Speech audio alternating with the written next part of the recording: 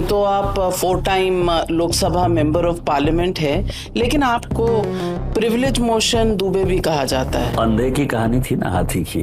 किसी ने कान को छुआ तो लगा कि हाथी उसी तरह से है, किसी ने पांव को छुआ तो लगा कि हाथी उसी तरह से है। मैं निशिकांत दुबे हूँ और भारतीय जनता पार्टी का एक साधारण कार्यकर्ता। आपकी डिग्रियों की भी कंट्रोवर्सी है, वो क्या कंट्रोवर्सी है? क्या फर्क पड़ता है? जनता हमारे लिए तो जनता है ना। मोदी जी को वो प्रधानमंत्री बनाना चाहते हैं और भारतीय जनता पार्टी को जिताना चाहते हैं। कहीं ना कहीं आप आलू से सोना बनेगा वो टाइप का चिपका नहीं रहे, क्योंकि वो सही नहीं है। बड़ा फेमस भाषण है इनके पिताजी का, राजीव गांधी जी का, जो हरे मिर्च का दाम और लाल मिर्च का दाम भी बता रहे थे। उनको पता ही नहीं कि हरा मिर्च ही लाल मिर्च हो जाए। खेती देखी नहीं बेचारे ने, क्या करिएगा, इसीलिए वो आलू से सोना बना रहे। इतना पर्सनल आपके बीच का ये तकरार क्यों है? मैंने कंप्लेन किया कि कम से कम महुआ जी ने यदि अपने रिसेप्शन में नहीं बुलाया तो आपको तो अपने रिसेप्शन में बुलाना चाहिए था मुझे। बातचीत होती है कभी महुआ जी से? हाँ, क्यों नहीं बातचीत हो। पिनाकी मेरे भाई हैं तो वो मेरी भाभी ही है।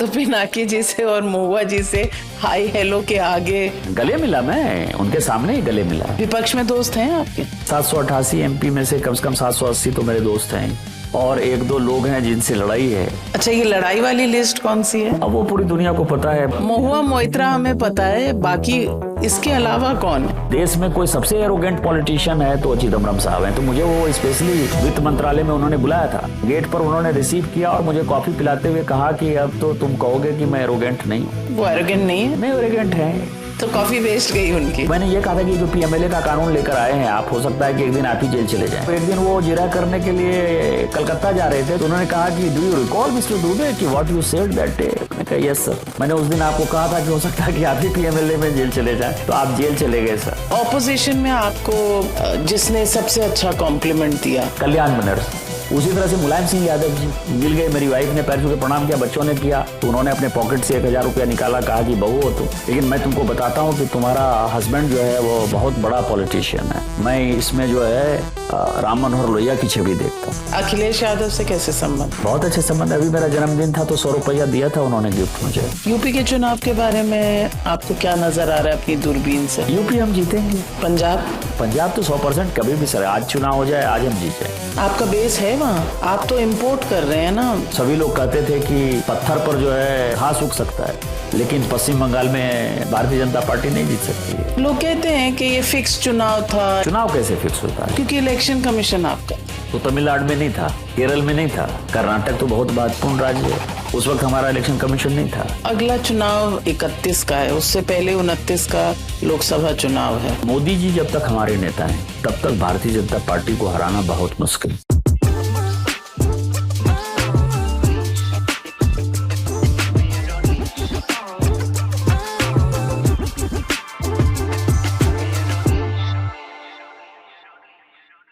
बातें दिल से विद नाविका कुमार, और आज मेरे इस पॉडकास्ट पे आपका स्वागत है निशिकांत दुबे जी। यूँ तो आप 4 time Lok Sabha member of parliament है, लेकिन आपके नाम कई हैं। अगर सोशल मीडिया पे चले जाएं तो नाम बहुत कुछ हैं आपके। आपको प्रिविलेज मोशन दुबे भी कहा जाता है। नहीं, वो एक अंधे की कहानी थी ना हाथी की, कि जिसने जिस चीज को देखा, किसी ने कान को छुआ तो लगा कि हाथी उसी तरह से है, किसी ने पाँव को छुआ तो लगा कि हाथी उसी तरह से है, किसी ने उसके सूंड को छुआ तो लगा कि हाथी उसी तरह से है। मैं निशिकांत दुबे हूँ और भारतीय जनता पार्टी का एक साधारण कार्यकर्ता। साधारण तो आप कहीं से नहीं है, क्योंकि आप जब बोलते हैं तो उसका रिएक्शन बहुत होता है, और आप बोलते भी तब हैं जब आप किसी की वाकई खिंचाई कर रहे हो। मैं भारतीय जनता पार्टी का सांसद हूँ। भारतीय जनता पार्टी ने टिकट दिया, उसके कार्यकर्ता मेहनत करते हैं और चुनाव जीतते हैं। हमारे नेता नरेंद्र मोदी हैं। पार्लियामेंट में मैं बाहर बहुत कम बोलता हूँ। बहुत ऐसे ओकेजन हैं कि मैं कहीं इंटरव्यू दे रहा हूँ। मैं आज तक किसी स्टूडियो में कभी टीवी डिबेट में नहीं गया। 17 साल हो गया मुझे सांसद हुए, मैंने आज तक कभी टीवी का स्टूडियो नहीं देखा है। इंटरव्यू मैं कम देता हूँ, तो ज़्यादातर मैं पार्लियामेंट में बोलता हूँ। और पार्लियामेंट में मैं तभी बोल सकता हूँ जबकि पार्टी उसके लिए समय दे, क्योंकि पार्लियामेंट में कोई व्यक्तिगत समय नहीं होता।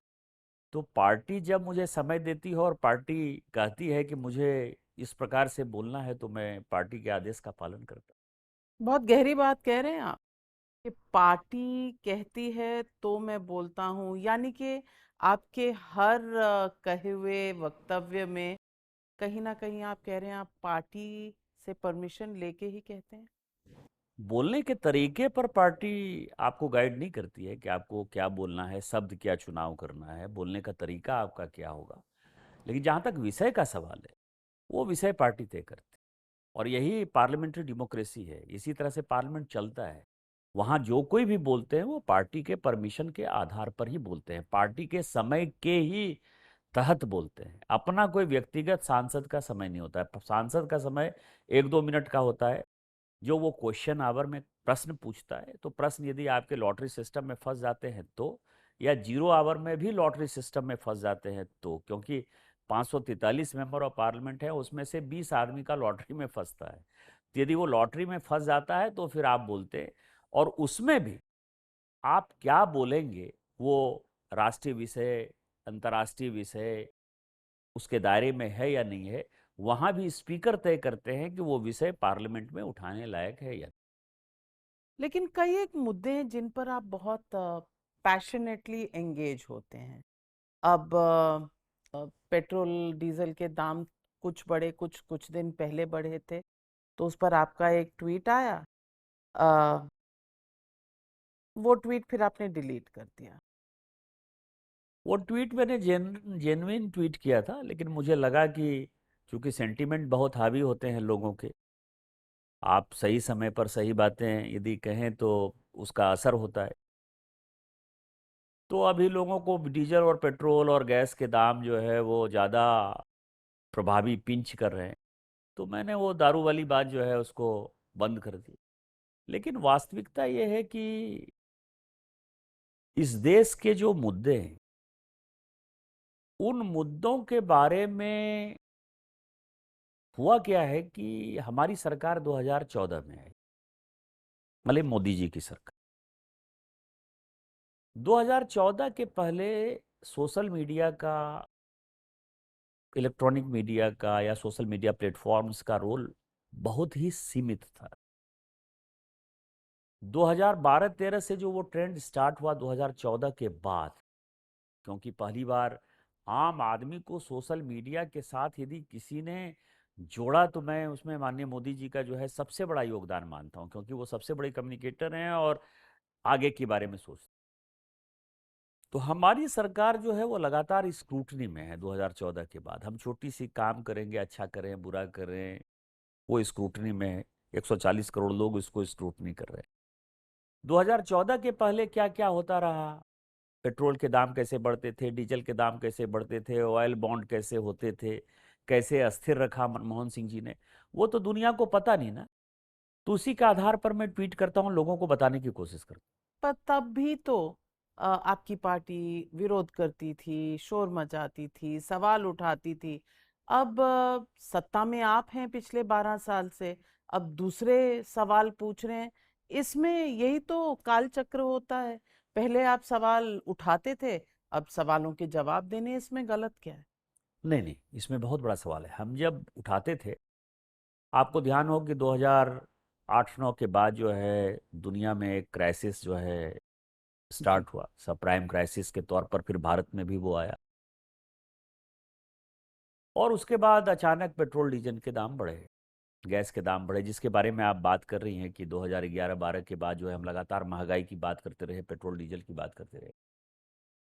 जिस रास्ते से हमारी सरकार जा रही, मोदी जी ट्रांसपेरेंसी से जा रहे हैं, यदि इस रास्ते से जाती तो मुझे कोई समस्या नहीं, पार्टी को कोई समस्या नहीं। आपको पता है कि इस पेट्रोल डीजल के और गैस के दाम अस्थिर रखने के लिए सरकार ने ऑयल मार्केटिंग कंपनी को जो है ऑयल बॉन्ड जारी किए, सॉवरेन गारंटी के ऑयल बॉन्ड जारी किए कि ये हम तुमको जो है गारंटी देते हैं, और इस ऑयल बॉन्ड को आप 5 साल के बाद, 10 साल के बाद जो है उसको एनकैश। भंजा लेना। उसके कारण जब हमारी सरकार आई, आज भी जब मैं 2026 में बात कर रहा हूं, क्योंकि कई एक ऑयल बॉन्ड जो है 15-15 साल के हैं, आप समझे कि मार्केट से हमने यदि 1 लाख करोड़ रुपया उस वक्त तत्कालीन सरकार ने आम जनता को राहत दिया होगा, जनता को जानने वाला बात है। कम से कम नहीं कुछ तो 3-3.5 लाख करोड़ रुपया जो है हमने इंटरेस्ट में दे दिया होगा। ये किसका पैसा है? कौन सा तुम नीति बना रहे थे? क्यों इस खजाने को खत्म करना चाहते थे? क्यों जनता के आंखों में धूल झोंक रहे थे? सवाल उस बात का है। सवाल इस बात का नहीं है कि पेट्रोल का प्राइस क्यों बढ़ा, डीजल का प्राइस क्यों बढ़ा। सवाल इस बात का है कि आपने गलत बयानी करके इस भारत की आम जनता का पैसा क्यों लोगों को के हाथों में दे दिया। और ऑयल बॉन्ड खरीदने वाले जो लोग, वो मैक्सिमम बड़े लोग, जो सो कॉल्ड कॉर्पोरेट, जिसका कि राहुल गांधी जी विरोध करते हैं।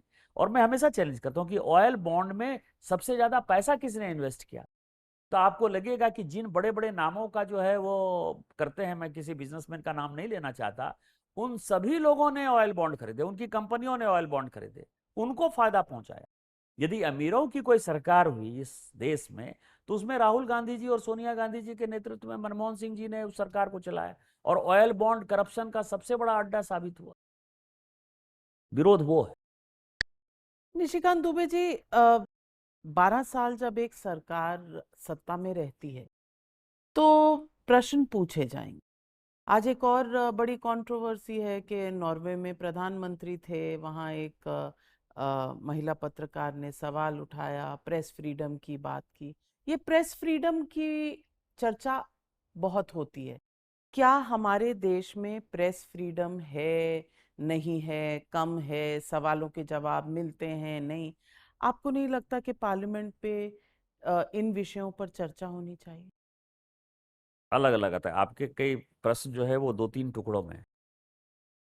नॉर्वे में जिस पत्रकार ने ये ट्वीट किया और जिसने प्रश्न पूछा, वो सोशल मीडिया पर उसकी क्या प्रेजेंस है, आपने देखा है क्या?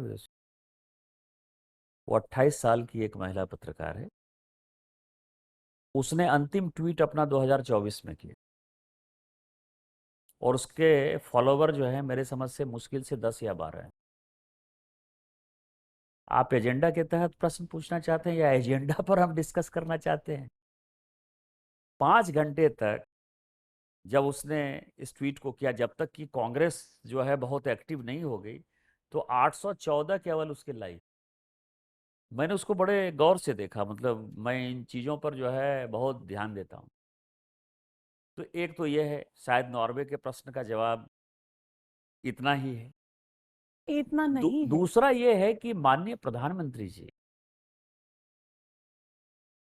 कब प्रश्नों का जवाब नहीं देते? राष्ट्रपति का अभिभाषण होता है। कौन से ऐसे पॉलिटिकल पार्टी के कौन से नेता हैं जो कि लोकसभा और राज्यसभा में माननीय प्रधानमंत्री जी से प्रश्न नहीं पूछते? राष्ट्रपति के अभिभाषण पर आप जितनी मर्जी उतना भाषण देते रहिए, और माननीय प्रधानमंत्री जी एक एक प्रश्नों का एक एक व्यक्ति का जवाब देते हैं। लोकसभा में भी देते हैं और राज्यसभा में नहीं देते हैं। इस बार एक दुर्भाग्यपूर्ण घटना हुई, आपको ध्यान हो कि पहली बार ऐसा हुआ कि माननीय प्रधानमंत्री जी चिल्लाते रहते हैं, लोग वेल में आते रहते हैं, हाय हाय करते रहते हैं, फिर भी माननीय प्रधानमंत्री जी जो है सामने वाले को पानी भी पिलाते हैं और अपनी बातें भी करते रहते हैं। पहली बार ऐसा हुआ कि महिला सांसद जो है उनके सीट तक आ गई, और कोई भी अप्रिय घटना हो सकती थी कि उन्होंने जवाब नहीं दिया। तो साल में तो प्रधानमंत्री जी प्रत्येक बार जो है आपके प्रश्नों का जवाब देते हैं। कब पार्लियामेंट, उनका दायित्व क्या है? प्रधानमंत्री का दायित्व पार्लियामेंट के प्रति है। कब माननीय प्रधानमंत्री जी प्रश्नों का जवाब नहीं दिए? एक बार भी आप उदाहरण दे दीजिए। दूसरा सवाल है कि प्रेस के फ्रीडम में, अब तीसरा हम आते हैं प्रेस के फ्रीडम में। आज तो माननीय प्रधानमंत्री जी को जो मर्जी गाली दे, सोशल मीडिया पर एक आप बताइए कि सोशल मीडिया पर प्रधानमंत्री जी को उल्टी सीधी बात करने वाले लोग, उनको कभी जेल भेजा? लेकिन मैं आपको कह सकता हूं कि उद्धव ठाकरे जी के बारे में यदि किसी ने कह दिया, वो जेल चला गया। ममता जी के बारे में किसी ने कह दिया, वो जेल चला गया। आप एक उदाहरण बताइए। तो प्रेस की स्वतंत्रता मोदी जी ने जिंदा रखी है कि प्रेस की स्वतंत्रता विदेश से जो विपक्षी पार्टियां हैं उन्होंने रखी है? ये आप रोज एक सीरीज निकालते हैं, इस साल उस दिन, या इस दिन उस साल, ये जो तमाम चीजें आप निकालते हैं, मैं आपसे पूछना चाहती हूँ, क्योंकि आप युवा के साथ कनेक्ट करते हैं। आपको लगता है कि आज के युवा को इन चीजों से, आप जो पिछला अध्याय खोल के नेहरू, इंदिरा गांधी की बातें बताते हैं, उन्हें वो जानना है या आज की समस्याओं का हल चाहिए?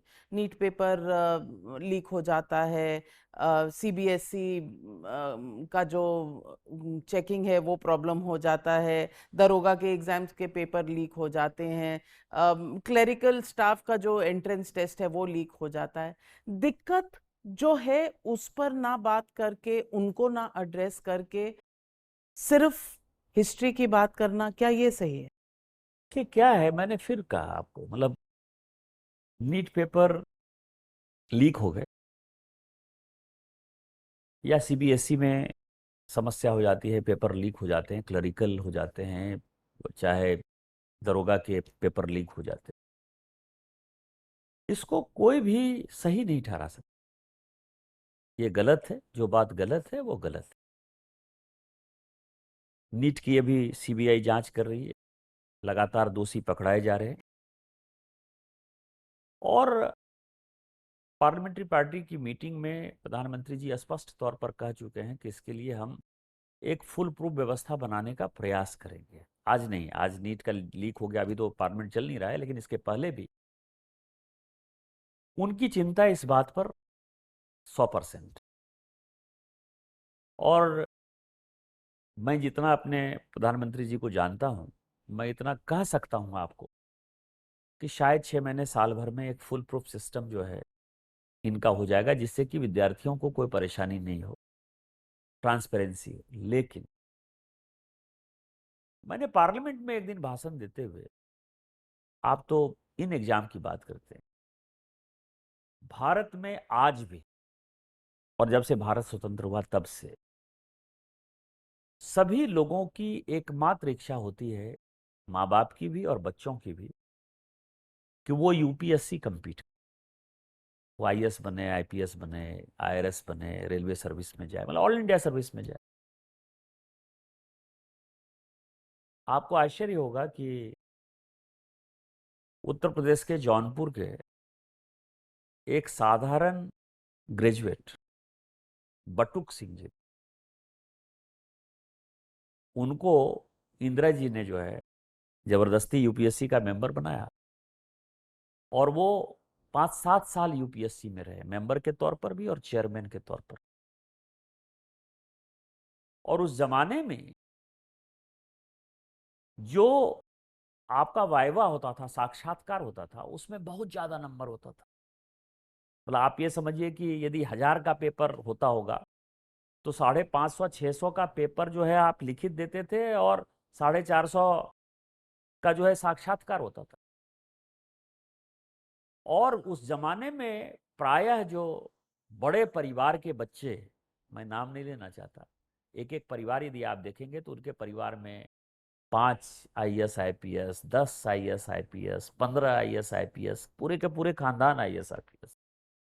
वो बटुक सिंह आईपीएस आईपीएस या आईएएस कहलाते थे।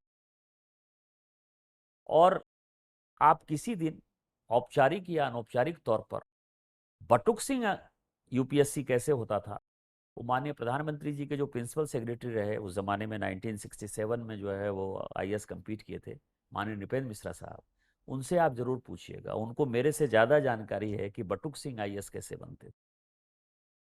दूसरा, 3rd ग्रेड में, 4th ग्रेड में जो माननीय प्रधानमंत्री जी ने आके खत्म किया, रेलवे की नौकरी हो या ऑल इंडिया सर्विसेज हो, उसमें साक्षात्कार के नाम पर जो है अपने लोगों को फिट करते थे, जो उन्होंने आकर खत्म किया।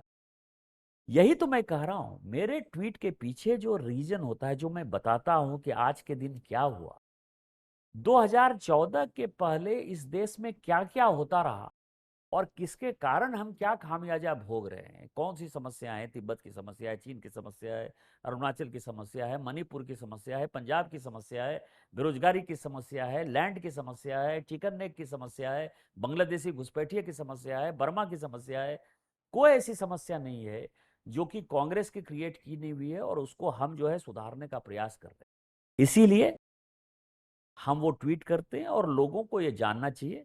और मैं आपको ये दावे के साथ कह सकता हूं कि 6-7 महीने में ये जितने ऑल इंडिया एग्जाम है जिसमें कि इस तरह की समस्याएं आती हैं, वो सभी जिन्होंने गलती की है वो सलाखों के पीछे जाएंगे और फुल प्रूफ सिस्टम होगा जिसमें विद्यार्थियों को समस्या नहीं।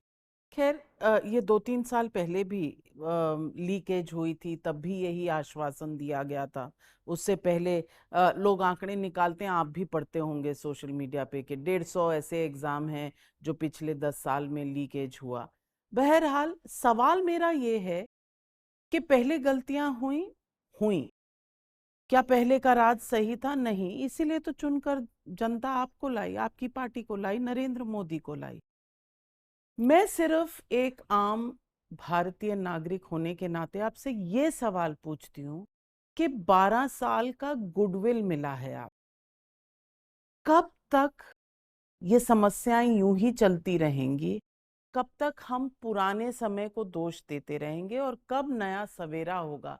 जनता आज इस बात को जानना चाहती है। आप इलेक्शन जीत रहे हैं, ये गुडविल अभी भी जारी है, लेकिन एक उस बच्चे का सोचिए जो 2 साल पढ़कर नीट एग्जाम देता है, उसका और उसके परिवार, उसके माँ बाप का क्या? They are looking for a solution. How long will they live on promises? नहीं, मैं आपकी बात से पूर्णतया असहमत कहा हूं, मैं तो सहमत हूं ना। मैं तो कह रहा हूं कि नीट में जो कुछ भी हुआ या इस तरह के पेपर लीक जो भी होते हैं एग्जाम में, चाहे सीबीएसई में 12th में हो जाए, 10th में हो जाए, नीट में हो जाए, जेई में हो जाए, आईआईएम के एग्जाम में हो जाए, आईआईटी के एग्जाम में हो जाए, जहां कहीं भी ये लीक होता है, इससे ज्यादा जो है वो खूनी काम नहीं कर सकता है। ये मर्डर है, मैं तो आपको कह ही रहा हूं। लेकिन फिर भी मैं आपको कह रहा हूं कि हमारे प्रधानमंत्री जी ही ऐसे हैं जो कि इसके ऊपर कार्रवाई करते हैं। कहीं आपने सुना व्यापम स्कैम में यदि हुआ मध्य प्रदेश के अंदर, तो जो मंत्री थे वो जेल गए। भारतीय जनता पार्टी की सरकार थी, भारतीय जनता पार्टी ने अपने मंत्री को जेल भेजा। हम तो आपको ये कहने की कोशिश कर रहे हैं कि इस सिस्टम में हम एक तरफ तो प्रयास कर रहे हैं कि ये गलतियां नहीं हो, बच्चों के साथ असुविधा नहीं हो, देश में एक माहौल कम से कम बने, हमारी सरकार के ऊपर भरोसा है तो सरकार का के ऊपर भरोसा उनका जिंदा रहे। दूसरी बात, जो लोग भी बड़े से बड़े लोग, मैंने तो आपको कहा कि मंत्रियों का उदाहरण दे रहा हूं, लक्ष्मी नारायण शर्मा जेल गए, और 1-2 दिन के लिए जेल नहीं गए, कम से कम 4 साल 5 साल के लिए जेल गए। तो जो लोग भी दोषी होंगे, जो लोग भी दोषी होंगे, आप भरोसा रखिए कि वो सलाखों के पीछे होंगे। निशिकांत दुबे जी, चुनाव का दौर था, बंगाल में आपने बड़ी कैंपेनिंग की। बंगाल पूरा का पूरा जिस तरह से भगवे रंग में रंग गया, आपने ऐसा सोचा था कि होगा? मैं तो पहले दिन से अपने सारे दोस्तों को कह रहा था, विपक्ष के दोस्तों से भी, अभी जब मैं विपक्ष में दोस्त हैं आपके? एक आध को छोड़कर मुझे लगता है कि 788 एमपी में से कम 780 तो मेरे दोस्त हैं। अच्छा। उसमें 3-4 बड़े नेता हैं जो मेरे दोस्त नहीं हो सकते भारतीय जनता पार्टी के, और 1-2 लोग हैं जिनसे लड़ाई है। इसीलिए 780 लोगों के ऊपर जो है मुझे पूरा भरोसा है, वो सभी दोस्त हैं हमारे। अच्छा, ये लड़ाई वाली लिस्ट कौन सी है? अब वो पूरी दुनिया को पता है, मैं किसी का नाम लेके जो नहीं, है उस पर नहीं जाना महुआ चाहता। मोइत्रा हमें पता है, बाकी इसके अलावा कौन? नहीं होंगे, कई एक लोग होते ही हैं। नहीं, अब आप तो खुल के बात करने वालों में से हैं। नहीं नहीं, उनके अलावा मुझे बहुत पता नहीं है। एक जया जी, पता नहीं किस बार, जया बच्चन जी जो है किस वो बात से आपसे नाराज नाराज रहती है? हैं। और मेरी कमेटी में थी, वो आईटी कमेटी में, तो वो इस्तीफा दे के जो है वो लेबर कमेटी में चली गई थी। तो मुझे लगता है कि उनको मेरे से तकलीफ होगा, लड़ाई नहीं कर सकता मैं, लेकिन हम्म। किस कारण से तकलीफ है उसको भी मैं ढूंढने की कोशिश कर रहा हूँ, तो मुझे पता नहीं चल रहा है कि क्या कारण है। लेकिन जब महिला रिजर्वेशन के लिए मैं बंगाल चुनाव के बीच में 2 दिन के लिए आया था, तो कोई ऐसा आदमी पॉलिटिकल पार्टी का नहीं था।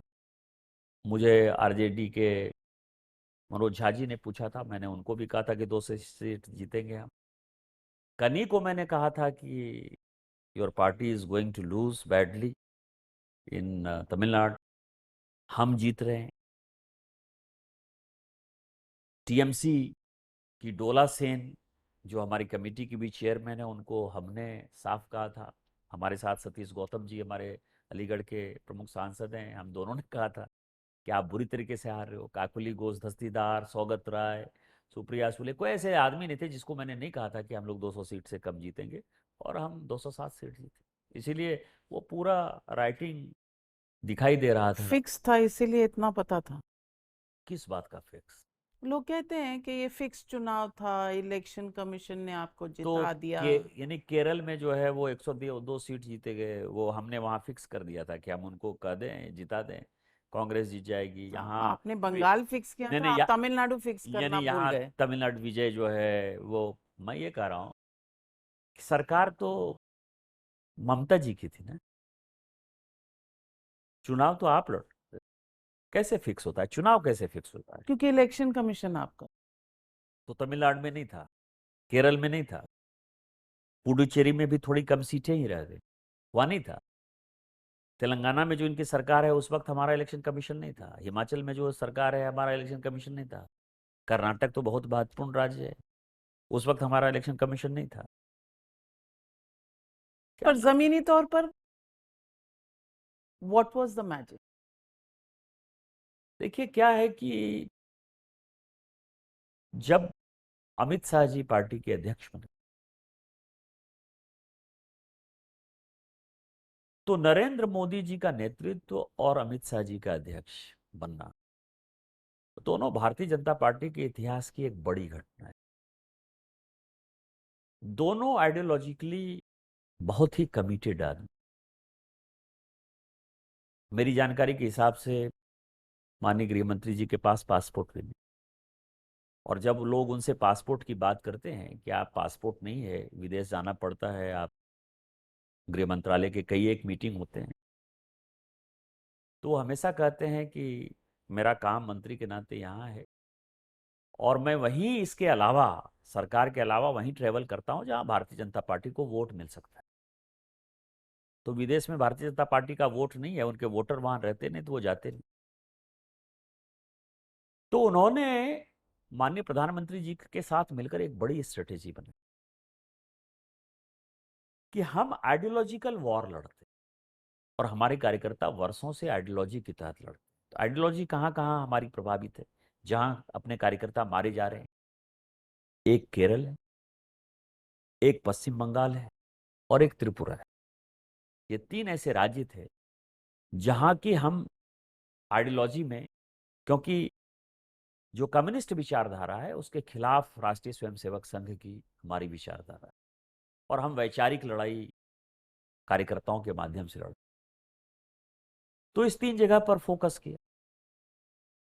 आपको पता है कि त्रिपुरा में 0 सीट से हम सरकार बनाए, एक भी सीट नहीं थी हमारे पास, और हम 3 सीट जो है, जब वो अध्यक्ष थे हम 3 सीट जीते, और 3 सीट के बाद जब वो अध्यक्ष से हटने लगे तो उसके तुरंत बाद जो है 77 77 तक सीट। गए, और 77 के बाद यहाँ तक है। अभी केरल में आपको पता है कि हम 3 सीट तक पहुंचे हैं, बंगाल का ही ट्रेंड चालू है।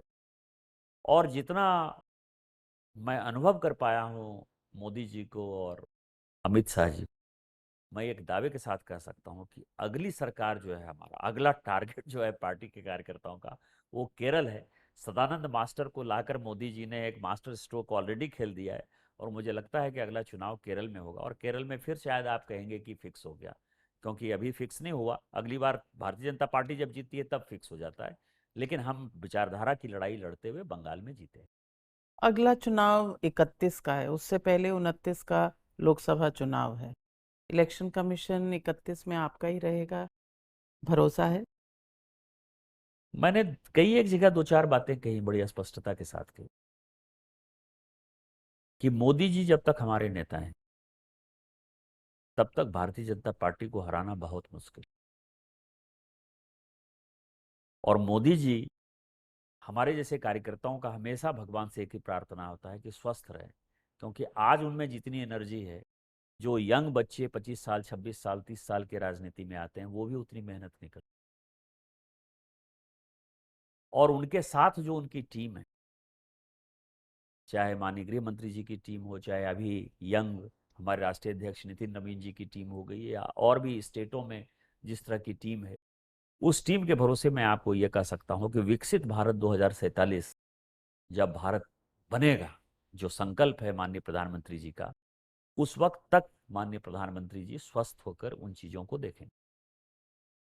अ, सब ये प्रार्थना करेंगे कि हमारे देश के प्रधानमंत्री की दीर्घायु हो।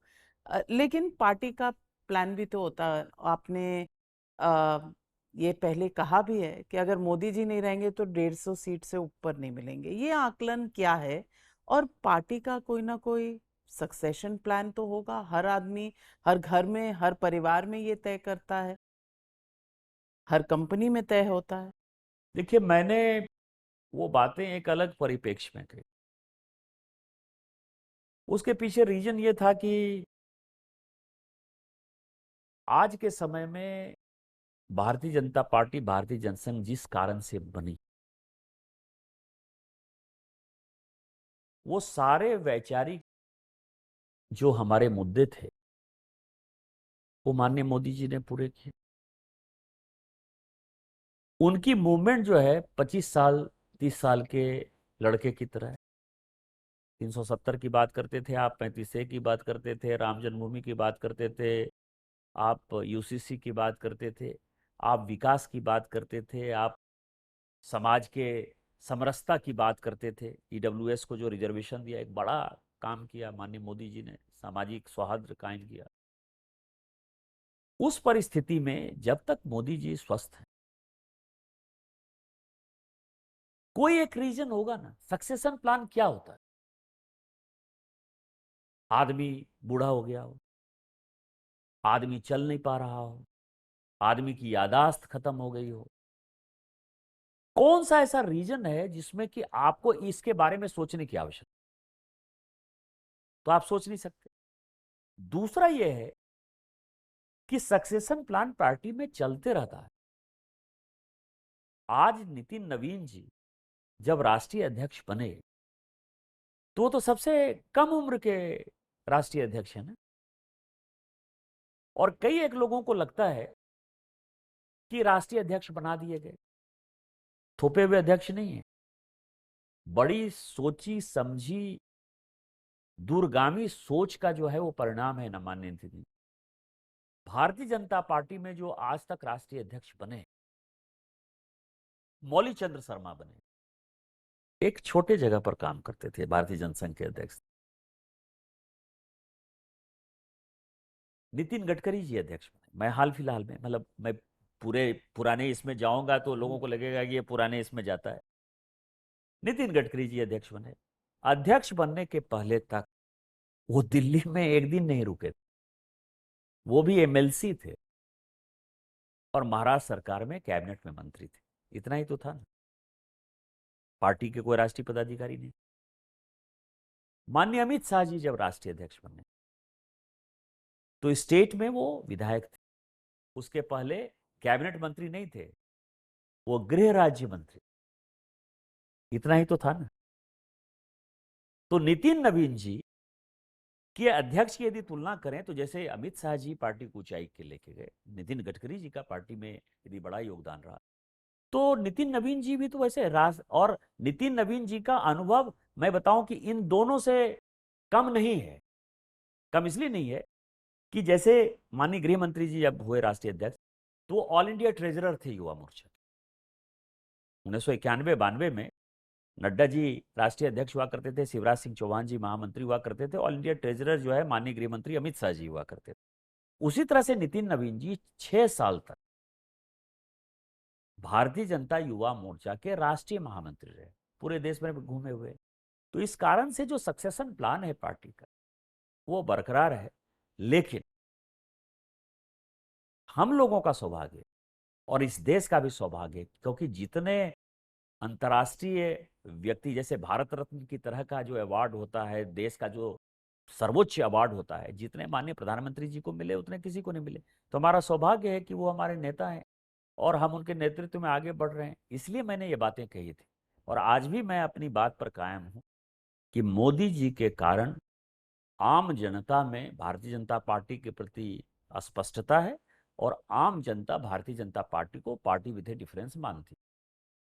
निशिकांत जी, वापस लौटती हूँ। आपके जो दो चार दोस्त नहीं हैं संसद में, ये बंगाल चुनाव के दौरान ही एक ट्वीट भी आया था कि कुछ लोग वहां शॉपिंग कर रहे हैं जामदानी साड़ियों के।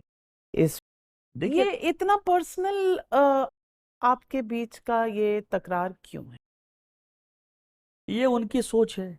मैं तो कभी पर्सनल जाता नहीं, मुझे तो पता ही नहीं है कि किसके कितने। जब मैं आपको बताऊं कि झारखंड के मुख्यमंत्री ने मेरे और मेरे परिवार के ऊपर जो है 52 केस, मेरे बच्चों पर भी है, मेरे भाई पर है, बीबी पर हुए, माँ पिताजी पर, सब पर केस है। लेकिन आज भी आप यदि मुझे पूछेंगी कि उनके कितने बच्चे हैं, बेटा है कि बेटी है, उनकी कितनी सिस्टर है, मुझे नहीं पता।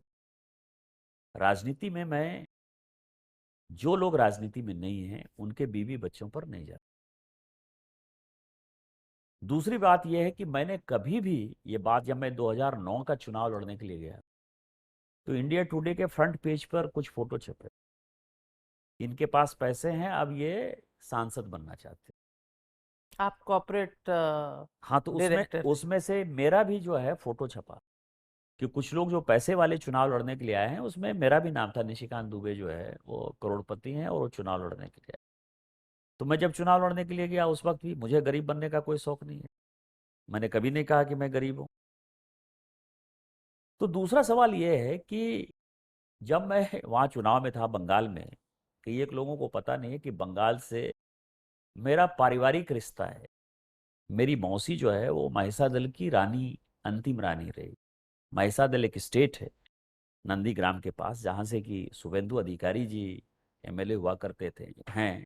और वो जो पूरा हल्दिया का पूरा पोर्ट का क्षेत्र है वो मेरे मौसी जी। मेरा बचपन जो है गर्मी में और सर्दी की छुट्टियों में कलकत्ता में ही बीता।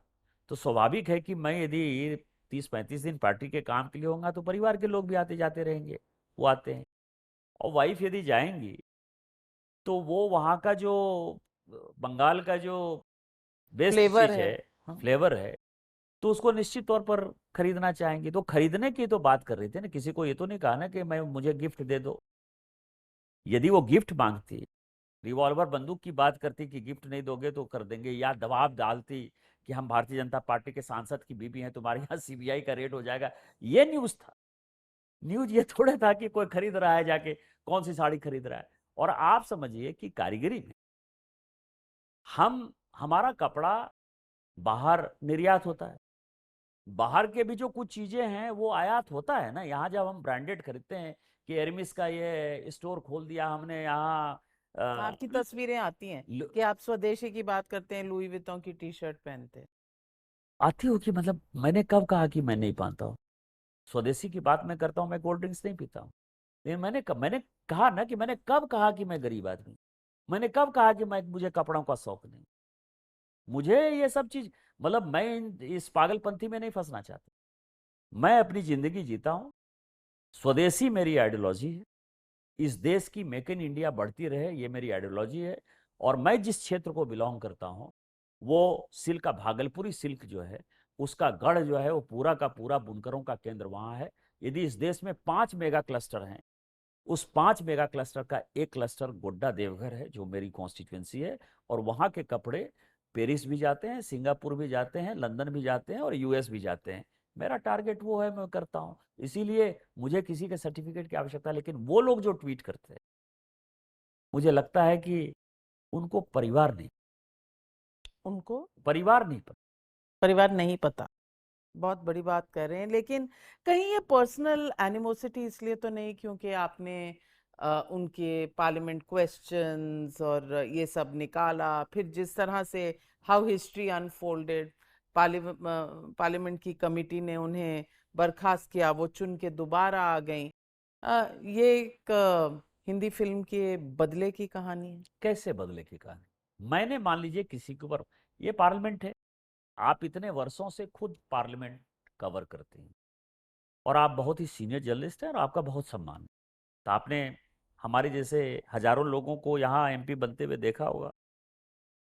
नए नए लोग को आते हुए देखा हो। पार्लियामेंट में खूब एक दूसरे के ऊपर आरोप प्रत्यारोप, मैंने भी आरोप लगाए, लेकिन महुआ मैत्रा जी मैंने नहीं निकाला, पूरी पार्लियामेंट ने निकाला। 543 लोगों में से वोटिंग करके उनके ऊपर फैसला करके निकाला। यह फैसला मेरा नहीं था, मेरा आरोप था, लेकिन फैसला पूरा का पूरा पार्लियामेंट का है। तो इसका मतलब आप कह रहे हैं कि पूरा पार्लियामेंट ही बदले की भावना से काम करता है? यह तो पहली बार मैं सुन रहा हूं। लेकिन मेजॉरिटी आपकी पार्टी की है। नहीं नहीं, मेजोरिटी मेरे पार्टी की है, तो मैंने तो कहा ना कि मोदी जी को रोज लोग गाली देते हैं। माननीय गृह मंत्री जी को इस चुनाव में क्या क्या नहीं कह दिया, मोटू है, टकला है, गुंडा है, क्या नहीं कह दिया है, कितनी घटिया घटिया बातें कही, कभी तो रिएक्ट नहीं हुई, क्योंकि उनको पता है कि उस देश के गृह मंत्री हैं। माननीय प्रधानमंत्री जी को पता है कि वो इस देश के प्रधानमंत्री हैं। स्पीकर साहब को अभी नो कॉन्फिडेंस मोशन में क्या क्या नहीं कहा, लेकिन कभी ऐसा हुआ कि उन्होंने अपोजिशन को बोलने का मौका नहीं दिया। वो तो मुझसे ज्यादा मौका देते हैं।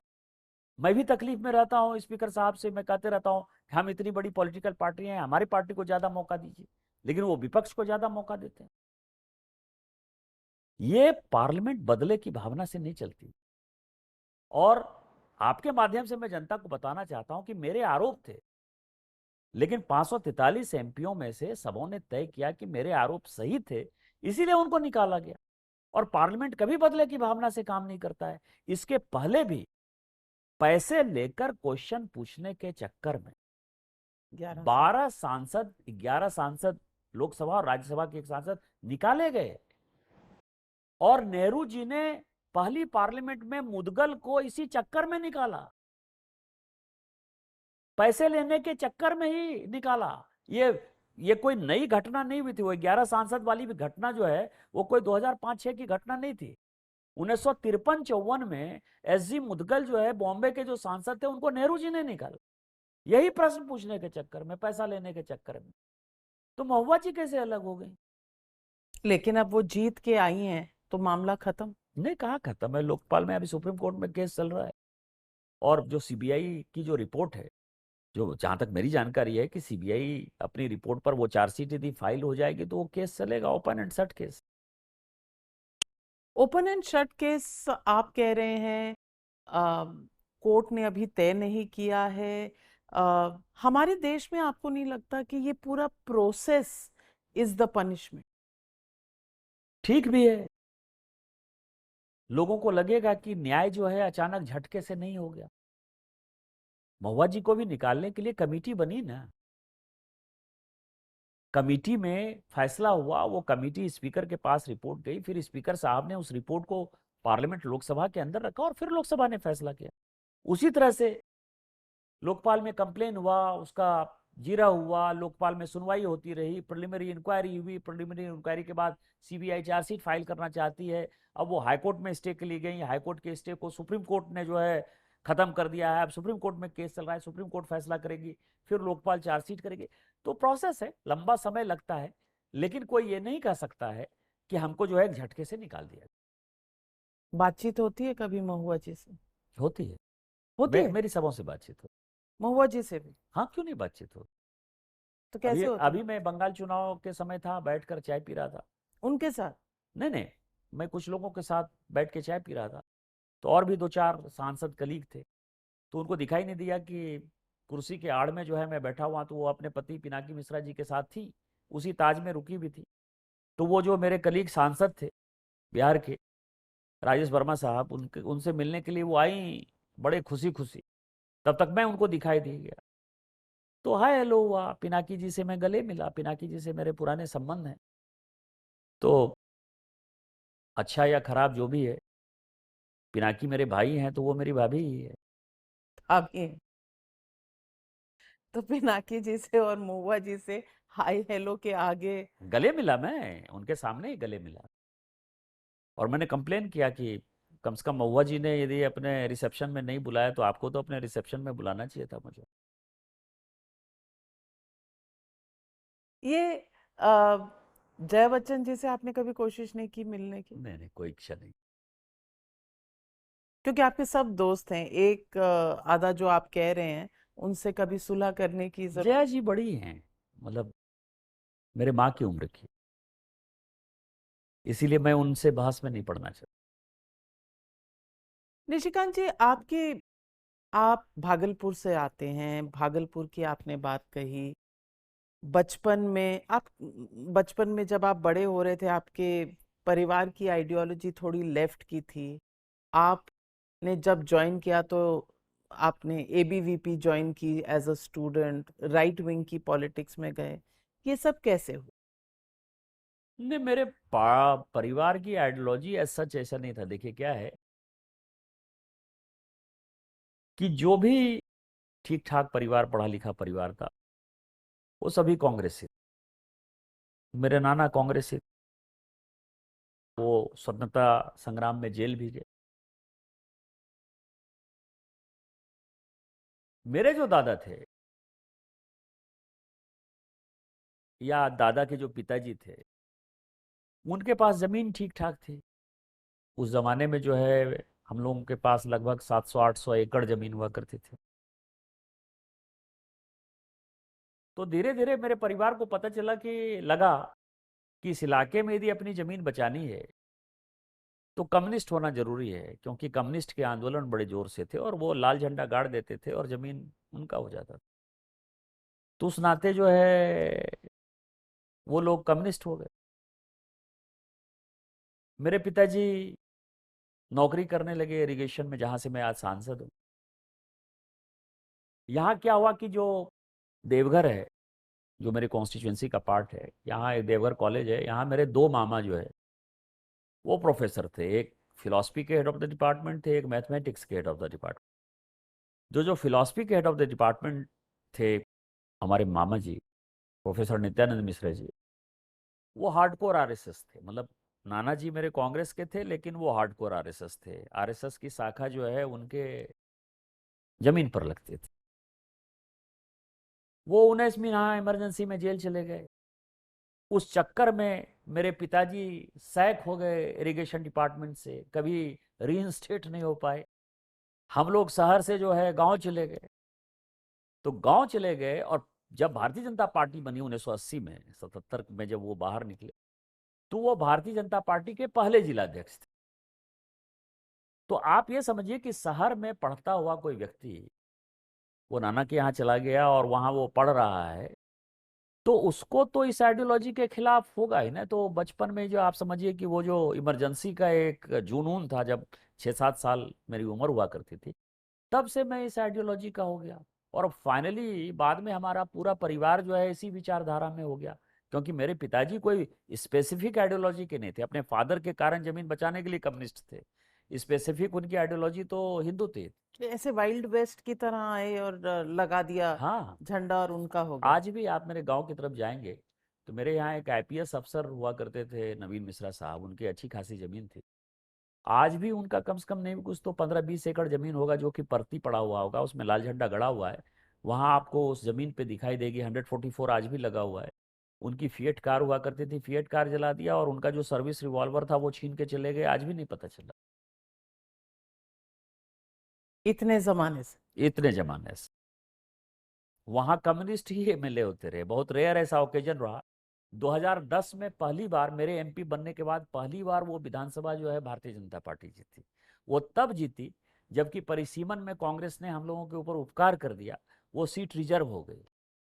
तो जब वो रिजर्व हुई सीट, शेड्यूल कास्ट की सीट हुई, तब से भारतीय जनता पार्टी पहली बार 2010 में जीती। नहीं तो 1952 से लेके 2010 तक मोर और लेस एक दो बार छोड़ दीजिए कि कभी कांग्रेस जीती, नहीं तो वहां से कम्युनिस्ट ही एमएलए थे। और अब कम्युनिस्ट कहीं बचे नहीं, ना अब त्रिपुरा कम्युनिस्ट में, ना बंगाल में, ना केरल में। नहीं, लेकिन एक चीज अच्छी है, ये जितने बड़े नेता थे हमारे यहाँ, जैसे अंबिका प्रसाद जी थे, जो सीपीआई के सेक्रेटरी थे, जनरल सेक्रेटरी थे बिहार के, यहाँ पॉलिट ब्यूरो के भी मेंबर।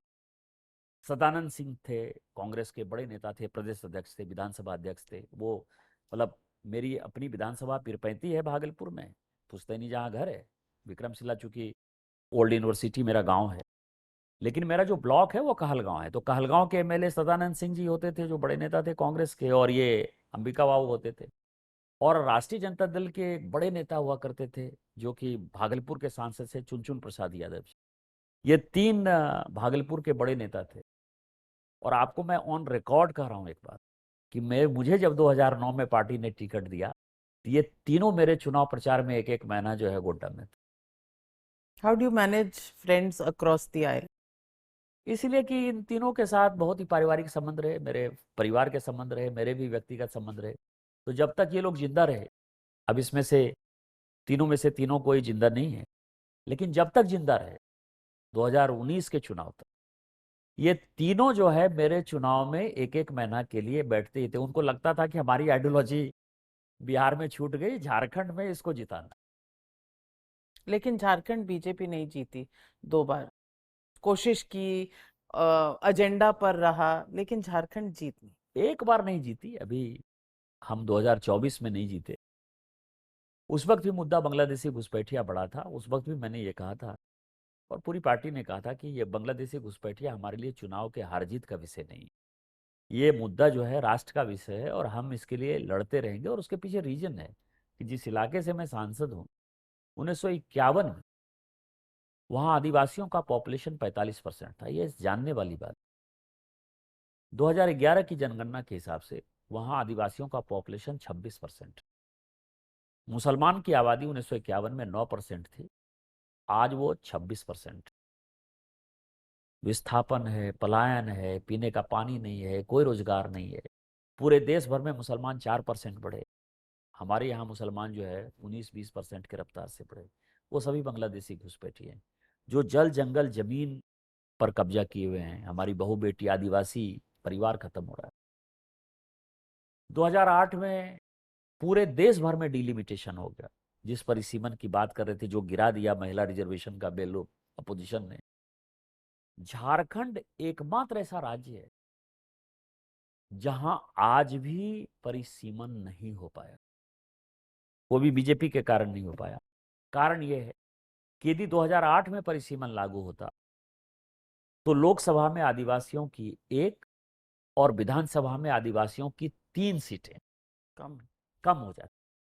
हम आदिवासी की बात करते हैं, शेड्यूल कास्ट की बात करते हैं, दलित की बात करते हैं, किसी का ध्यान उसके तरफ नहीं है। भारतीय जनता पार्टी का ध्यान है, ये मुद्दा अब राष्ट्रीय मुद्दा है। पश्चिम बंगाल में भी भारतीय जनता पार्टी को बांग्लादेशी घुसपैठियों को भगाने के लिए कई एक मुद्दे में से एक मुद्दा ये भी है जिसके लिए वोट पड़ा है, और आसाम में भी इस मुद्दे पर वोट पड़ा है। इसलिए अगला चुनाव जो है, हम बंगाल और आसाम की तरह ही झारखंड भारी बहुमत से जीतेंगे और बांग्लादेशी घुसपैठियों को हटाएंगे। इसलिए वो जो सेटबैक है वो खत्म कर लेंगे। लेकिन निशिकांत जी, पढ़ाई के बाद आपने कॉर्पोरेट मतलब एमबीए किया। हालांकि आपको डिग्री दुबे भी पूछते हैं लोग, आपको ऐसे एड्रेस करते हैं, आपकी डिग्रियों की भी कंट्रोवर्सी है। वो क्या कंट्रोवर्सी है? अब वो कंट्रोवर्सी हुई, आप ये समझिए इस देश में क्या है, मान लीजिए कि कंट्रोवर्सी हुई, तो आप एफआईआर करते हैं, तो मेरे ऊपर एफआईआर हुआ, पुलिस इन्वेस्टिगेशन हुआ, चार्जशीट हुआ। हाईकोर्ट ने कहा कि घटिया करते हो, इसके पास पीएचडी की डिग्री है। सुप्रीम कोर्ट ने उसको कहा कि नहीं, जो मैं कह रहा हूं सही है। यदि इस देश में लोग हाईकोर्ट और सुप्रीम कोर्ट को भी, और मैं आपको बताऊं कि जिस जज ने ये जजमेंट दिया, उन जज के बारे में ये माना जाता था कि वो बीजेपी के बहुत पक्ष के जज नहीं है, जस्टिस ओका। जस्टिस ओका ने मेरे पक्ष में 4 जो 52 केस किए, उसमें से एक केस ये भी है। इसके बाद आप क्या कर सकते? सुप्रीम कोर्ट से भी यदि कोई ऊपर है, तो आप मानहानि का दावा नहीं कर सकते? Deformation notice? क्या करेंगे? डिफेमेशन नोटिस दाखिल यदि आप करते हो, तो लोग तो आपसे लड़ना ही चाहते हैं ना, रोज तो वो छपेंगे ना। आप किसी को यदि नेता बनाना चाहते हो तो आप डिफेमेशन करो, क्या फर्क पड़ता है? जनता हमारे लिए तो जनता है ना। मैं पहला चुनाव लड़ने के लिए गया, मुझे 1,90,000 वोट आया। दूसरा चुनाव लड़ने के लिए गया, मुझे 3,80,000 वोट आया। तीसरा चुनाव लड़ने के लिए गया, मुझे 6,40,000 वोट आया। चौथा चुनाव जब इस बार जीता तो मुझे 7 लाख वोट आया। जनता को मैं पसंद हूं, मोदी जी को वो प्रधानमंत्री बनाना चाहते हैं और भारतीय जनता पार्टी को जिताना चाहते हैं। इसके बाद कौन क्या बोलता है, ये सोशल मीडिया से यदि देश चलने लगा तो फिर तो देश कभी नहीं बचे। बट देन आपने कॉर्पोरेट सेक्टर ज्वाइन किया, आप डायरेक्टर रहे कंपनीज में, ऐसा what was the tipping point कि आपको लगा नहीं मुझे पॉलिटिक्स में शुरू से मैं तो 4 साल जो है वो स्वदेशी जागरण मंच का होल टाइमर रहा। स्वदेशी मूवमेंट चलाया मैंने तो, सेवाग्राम से अलकबीर तक 750 किलोमीटर की पदयात्रा की है, अलकबीर स्लॉटर हाउस के खिलाफ। और 1 साल मैं विद्यार्थी परिषद का विस्तारक रहा। मैं जब एसआर में भी काम करता था तो मैं युवा मोर्चा के राष्ट्रीय कार्य समिति का सदस्य था। मैं बिहार भारतीय जनता पार्टी का जो है प्रदेश कार्य समिति का सदस्य था। तो एसआर मुझे जो है पार्टी का काम करने के लिए नहीं रोकती थी, और मेरा हमेशा से ये था कि भारतीय जनता पार्टी यदि मुझे सेवा का मौका देगी तो मैं दूंगा। तो मैं एक्टिव था, ऐसा नहीं था कि जो स्वदेशी मेला हुआ पहला 99 में, जो स्वदेशी जागरण मंच ने किया, जिसका उद्घाटन तत्कालीन जो है प्रधानमंत्री माननीय अटल बिहारी वाजपेयी जी ने वाजपेयी। किया, तो उसका पूरा कन्वीनर कोऑर्डिनेटर मैं ही था।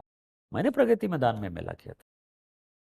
इसलिए कॉन्फ्लिक्ट ऑफ इंटरेस्ट नहीं लगा? कभी नहीं लगा। सेंटर फॉर भारतीय मार्केटिंग डेवलपमेंट जो स्वदेशी चीज़ों को आगे बढ़ाती है, संघ परिवार की जो संस्था है, वो उसको बनाने में मेरा बहुत बड़ा योगदान। लेकिन आज की डेट में अगर हम देखें विश्व स्तर पर जो क्राइसिस है, अगर हम भारत की ही इकोनॉमी देख लें, अगर आप बीजेपी में ना होते और आप ऑपोजिशन में होते तो आप क्या कहते?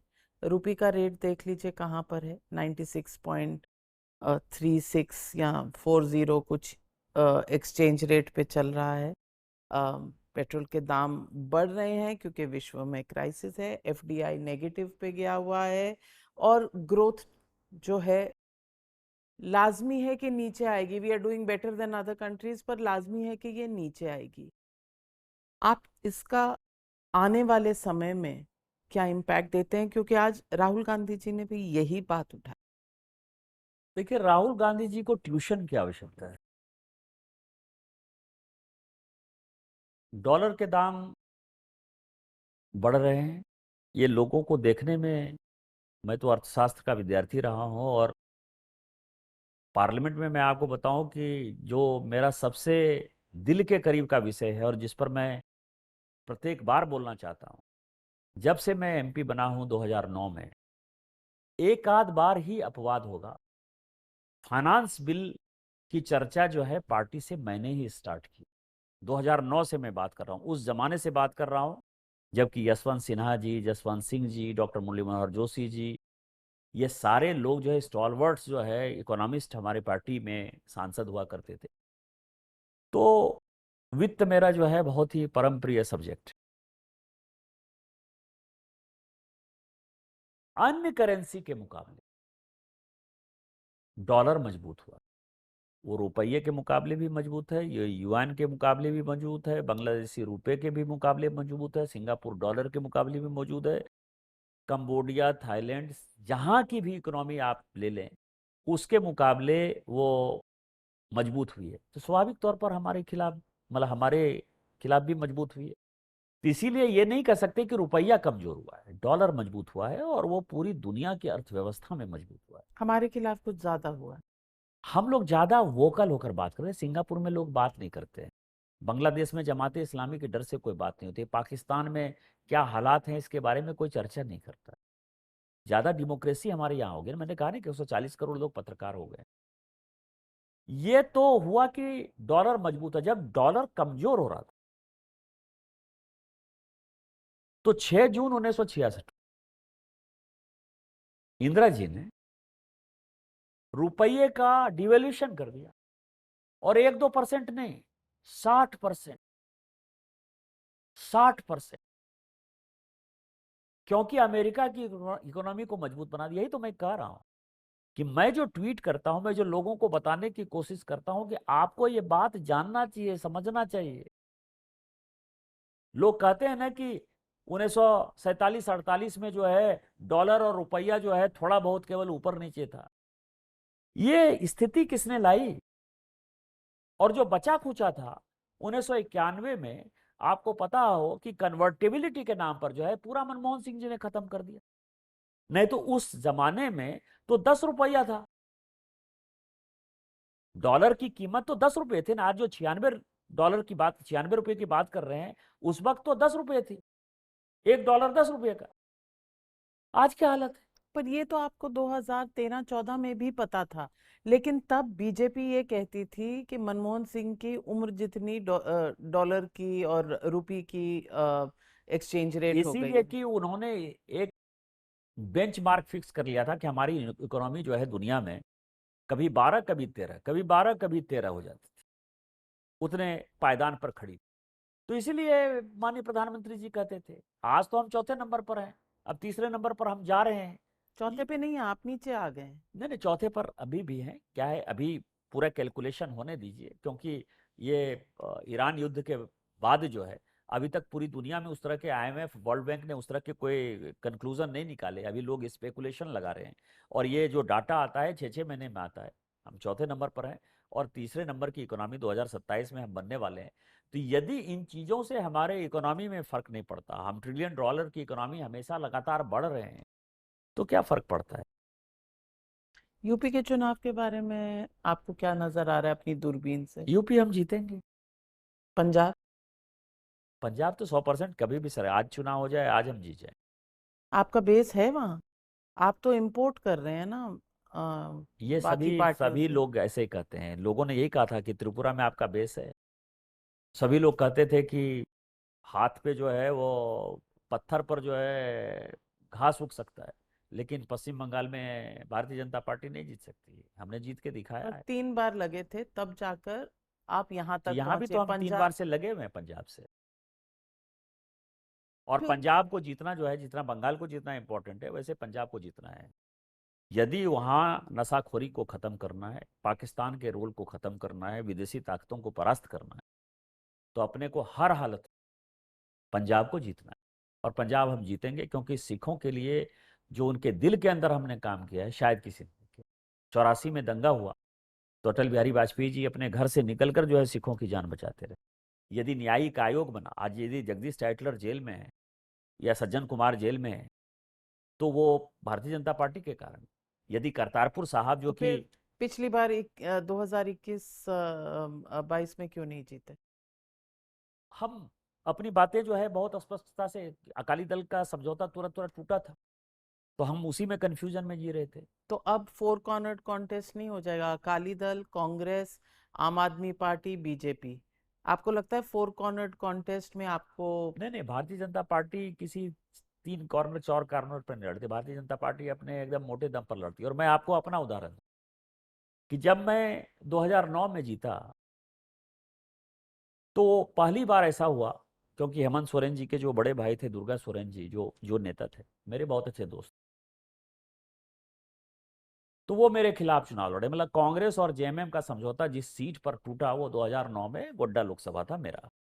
मुझे 1,90,000 वोट आया, दूसरे को, कांग्रेस को 1,84,000 वोट आया, तीसरे को बाबूलाल मरांडी जी की पार्टी को 1,79,000 वोट आया, दुर्गा सोरेन जी को 80,000 वोट आया, और एक और आजसू हमारी जो सहयोगी है वो लड़ी थी, उसको 45-46,000 वोट आया। मैं 6 की 6 विधानसभा हार गया, लेकिन सभी जगह 2 नंबर पर था, तो मैं 6,000 वोट से जीता। लोगों ने कहा कि ये 4 कॉर्नर 5 कॉर्नर कॉन्टेस्ट हो गया, जुगाड़ कर लिया, जीते। दूसरा चुनाव आया तो मुझे 3,80,000 वोट आया, कांग्रेस को 3,20,000 वोट आया, और जो तीसरे नंबर थे बाबूलाल मरांडी के, उनको 1,92,000 वोट आया। तो सबों ने कहा कि फिर ये ट्रायंगुलर फाइट में जो है जीत गया, मतलब फिर से जुगाड़ कर लिया। तीसरा चुनाव आया तो कांग्रेस को मुझे हराना था। कांग्रेस तो मेरे से बड़ा प्यार रखती है, तो उसने जो तीसरे नंबर का उम्मीदवार हमेशा आ रहा था, जो 2009-2014 में था, उसी को कैंडिडेट बना। तो लगा कि अब तो डायरेक्ट फाइट है, जैसे जो बात आप कह रही हैं। तो इस बार मुझे 6,40,000 वोट आया, उसको 4.5 लाख वोट आया, मैं 2 लाख वोट से जीता। तो भारतीय जनता पार्टी का कार्यकर्ता जो है, ये 3 कॉर्नर 4 कॉर्नर 5 कॉर्नर जुगाड़ से नहीं जीतता। वो अपने जमीन पर खड़ा रहता है, और पंजाब में हम उसी जमीन के सहारे जीते। राहुल गांधी की फॉरेन ट्रिप्स पर आपकी पार्टी हमेशा लगी रहती है। पार्टी ने, हमने ये बातें on the floor of the house कही थी। आप मेरे वीडियो व्हाट्स को, द बिग डील? आप कह रहे हैं 60 करोड़ खर्चा कर दिया राहुल गांधी ने। बिग डील कुछ नहीं है, बिग डील कुछ नहीं है, इस देश में कोई बिग डील नहीं है। हमारी पार्टी क्या कह रही, हमारी पार्टी कह रही है कि आप जब विदेश जाते हो, तो बता के जाओ। नहीं नहीं, वो इनकम टैक्स का रूल है ना, आपने बनाया है रूल, आपको बताना है कि कौन किस प्रकार से आपने टिकट खरीदा, क्योंकि हम पब्लिक सर्वेंट हैं, हमारे ऊपर करप्शन के चार्ज लागू होते हैं, हम किसी का विदेशी आतिथ्य नहीं स्वीकार कर सकते। यदि करेंगे तो हमको परमिशन लेना है एक्सटर्नल अफेयर्स मिनिस्ट्री से। आप बता दो कि आपका टिकट किसने दिया, आपका स्टे किसने दिया, आपका भोजन किसने। दूसरा बात यह है कि जब आप विदेश जाते हो तो प्रत्येक पासपोर्ट पे, हम भी विदेश जाते, हम खरीदते हैं फॉरेक्स, और पासपोर्ट के पीछे उस पे स्टाम्प एंट्री लगता होती है। है कि हमने इतना रुपये का चेक दिया और इतना पैसा, जो 8 से 10 हज़ार डॉलर अपने को ले जाने का परमिशन है, वो हम डालते हैं। तो हमारी पार्टी इतना ही तो बात पूछ रही है, और क्या पूछ रही है, इसका जवाब देना चाहिए। ये तो देश के प्रत्येक नागरिक को ये जवाब देना होता है। आप जाएंगी विदेश, आपको देना होगा, लेकिन वो लीडर ऑफ ऑपोजिशन है। तो उसके लिए दूसरा कानून है। नहीं तो स्पाई करना चाहते हैं आप, उनका ये नहीं नहीं, हम किस काहे स्पाई करना चाहेंगे? नाविका जी, जो कानून आपके ऊपर लागू है, जो कानून मेरे ऊपर लागू है, वही तो लीडर ऑफ अपोजिशन के ऊपर लागू होगा ना। माननीय प्रधानमंत्री जी जाते हैं, हल्ला करते हैं आप, लेकिन उनका पैसा कौन देता है, एवरीबॉडी नोज ना, कि भारत सरकार के पैसे से जाते हैं वो, कि नहीं स्पीकर जाते हैं। हम भी गए, अभी पिछली बार जो है संजोग से मुझे, मतलब 16 साल में जो मौका नहीं मिला, अभी 2026-25 में जो है मुझे दो दो बार मौका मिल गया। मैं इसके पहले किसी भी फॉरेन डेलीगेशन में भारत सरकार ने नहीं भेजा था, या पार्लियामेंट ने नहीं भेजा था, लेकिन ऑपरेशन सिंदूर के बाद और फिर यूएन जनरल असेंबली, दो बार मैं 2025 में गया। तो टिकट कौन देता है, रुकवाता कौन है? आप जब वहां जाते हो ना, तो आपको जो है 150-200 जो है डॉलर भी मिलते हैं रोज खर्चा करने के लिए, वो भारत सरकार का खर्चा है, वो भारत सरकार करती है। तो ये तो पूरी ट्रांसपेरेंट सिस्टम है, ये उनको बताना चाहिए। यदि नहीं बताते हैं तो पता चलेगा कि वो सोरोस उनका पैसा दे रहा है, पता चलेगा तो कि इसका भी तो कोई एविडेंस होगा, ये जो आप बार बार सोरोस का चार्ज लगाते हैं। जब जांच बढ़ेगी, जब वो नहीं बताएंगे तो जांच बढ़ेगी ना। इस देश में कई एक कानून है, पीएमएलए के बड़े अच्छे कानून है, और पीएमएलए का जो कानून में चिदम्बरम जी ने संशोधन किया है कि विदेश में जाकर भी हम इसकी जांच कर सकते हैं। तो चिदम्बरम जी ने जो अपने को हथियार दिया है, उसका उपयोग शायद राहुल गांधी जी के खिलाफ हो जाए। होने वाला है। यदि नहीं जवाब देंगे तो क्या करेगा? सो नेशनल हेरल्ड हो चुका है और ये अब होने वाला है। नेशनल हेराल्ड में आप समझिए ना कि ये तो बड़ा, देश के सभी यूनिवर्सिटी में राहुल गांधी जी की एक क्लास होनी। ये जितने फाइनेंस के जो यूनिवर्सिटीज हैं, या एमबीए का जहाँ क्लास होता है, या मैनेजमेंट का जहाँ क्लास होता है, वहाँ मेरा तो भारत सरकार जी से आग्रह होगा कि एक एक लेक्चर जो है वो राहुल गांधी जी का होना चाहिए, कि 50 लाख रुपये के जमा पूंजी में 1,000 करोड़ की संपत्ति खरीदी है। आपके पास केवल 50 लाख होने चाहिए, और ये यदि उन्होंने युवाओं को बता दिया, समझाने में वो कामयाब हो गए, तो कितना सेंसेशनल न्यूज होगा। हमारे यहाँ तो केवल करोड़पति ही पैदा होंगे, रोज जो है वो अपना जमीन बेचेंगे, जगह बेचेंगे, दोस्तों से पैसा लेंगे, 10-20 लाख इकट्ठा करेंगे, मान लीजिए 50 लाख में 1,000 करोड़ हो सकता है, तो 1 लाख में जो है कम से कम 2 करोड़, 5 करोड़, 10 करोड़, 100 करोड़ का तो इंडस्ट्री बैठाया जा सकता है ना। कितने करोड़पति तो पैदा आपको हो, मुद्रा योजना की जरूरत नहीं उसकी पड़ेगी। आवश्यकता नहीं पड़ेगी। तो इसीलिए ये क्लास जरूर करवाना पर चाहिए। ये कहीं ना कहीं आप ये आलू से सोना बनेगा वो टाइप का चिपका नहीं रहे, क्योंकि वो सही नहीं है। वो स्लाइस डाइस्ड साउंड बाइट है। कैसे नहीं सही?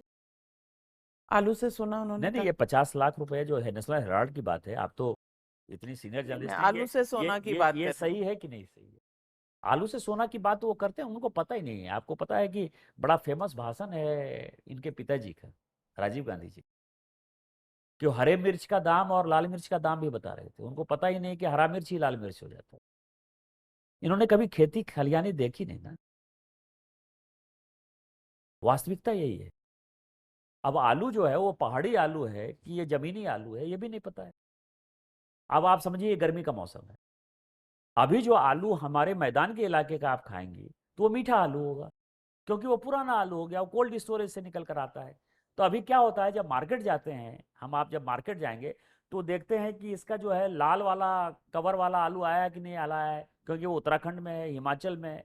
वो पहाड़ी आलू जो है अभी आलू लोग खाते हैं, तो उनको ये भी नहीं पता होगा कि ठंडे के समय में उत्तर प्रदेश, बिहार, मध्य प्रदेश, महाराष्ट्र में आलू पैदा होता है, और गर्मी के समय में जो है हिमाचल और उत्तराखंड में पैदा होता है। तो खेती देखी नहीं बेचारे ने, क्या करिएगा, इसीलिए वो आलू से सोना बना रहे। आप मंत्री क्यों नहीं? भारतीय जनता पार्टी ने जो मुझे जिम्मेवारी दी है वो बड़ी जिम्मेवारी।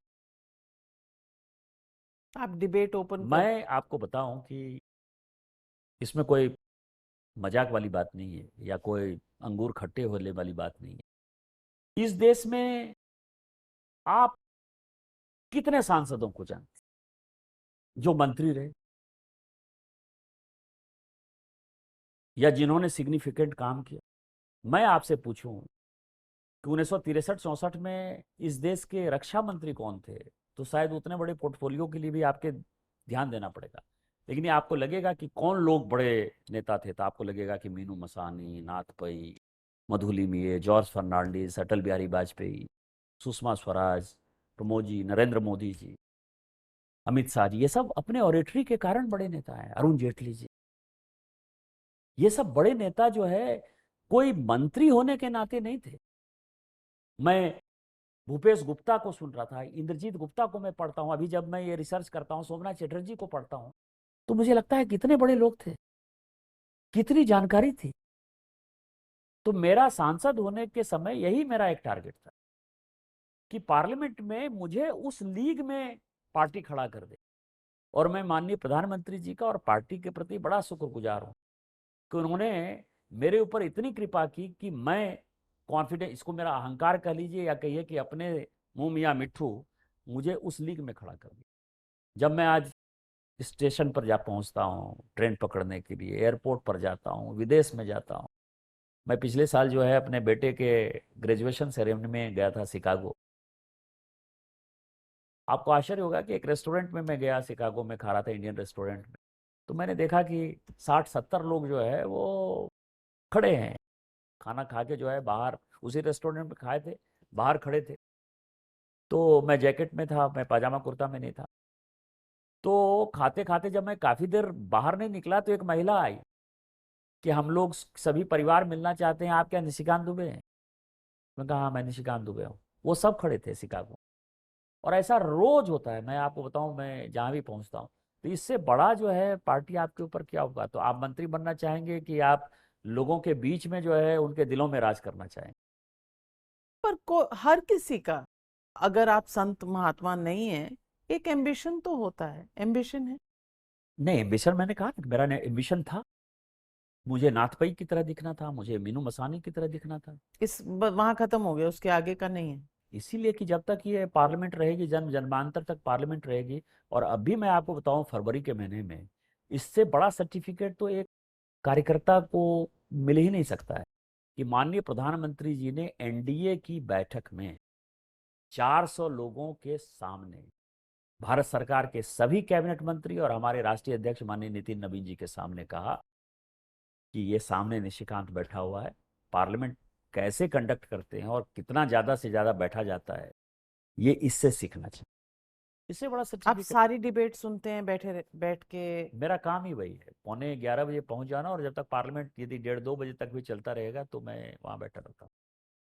कई बार तो कोरम के लिए लोग नहीं होते।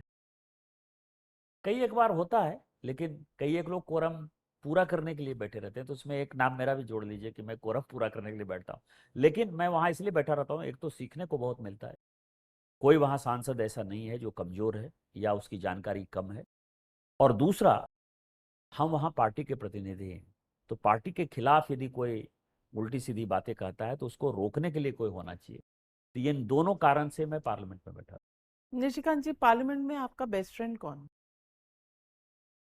मैंने आपको बताया ना कि 7-8 लोगों को छोड़ दीजिए, उसके बाद पार्लियामेंट में मेरे सभी बेस्ट फ्रेंड। सब बेस्ट नहीं होते, best in the English language means best एक हो सकता है। नहीं, कई एक लोग हैं उसमें, मतलब यदि मैं कहूंगा तो उसमें एक अच्छा, दूसरे ऑपोजिशन में आपको जिसने सबसे अच्छा कॉम्प्लीमेंट दिया वो कौन? वो सभी लोग कॉम्प्लीमेंट देते हैं। आपको आश्चर्य होगा कि अभी महिला रिजर्वेशन के ऊपर जब मैं बोल के हटा, तो आपको पता है मुझे कॉम्प्लीमेंट देने के लिए कौन आदमी आया? कल्याण बनर्जी।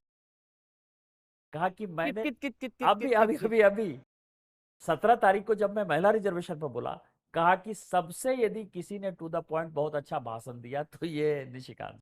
लेकिन वैसे तो वो इतनी खिंचाई करते हैं नहीं, आपकी इसीलिए पार्टी मैं में। कह रहा हूँ ना, तो इसीलिए उन चीजों पर नहीं है कॉम्प्लीमेंट। सब सबों को, मतलब समय समय पर सभी कॉम्प्लीमेंट।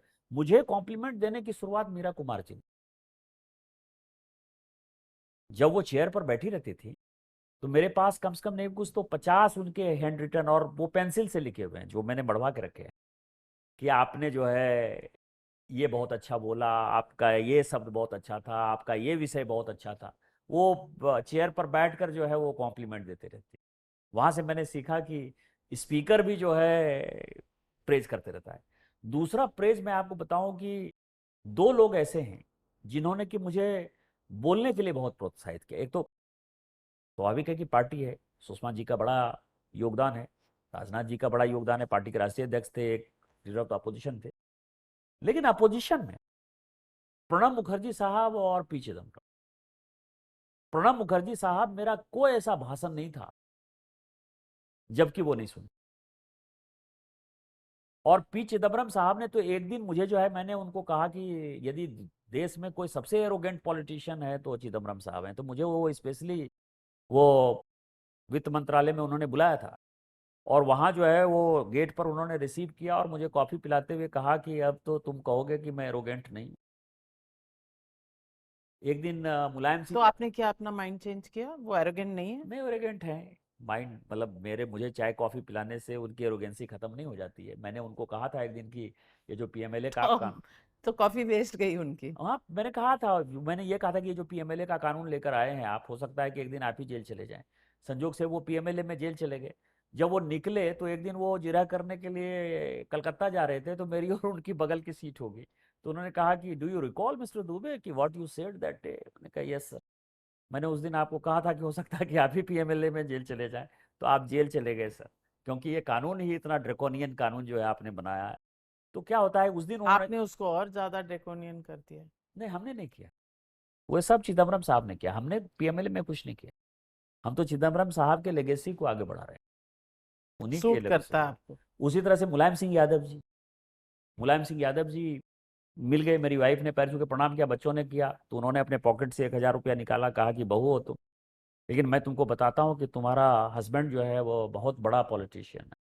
मैं इसमें जो है राम मनोहर लोहिया की छवि देख। तो इसीलिए मैंने आपको कहा ना कि अखिलेश यादव से कैसे संबंध? बहुत अच्छे संबंध। अभी मेरा जन्मदिन था तो 100 रुपया दिया था उन्होंने गिफ्ट मुझे।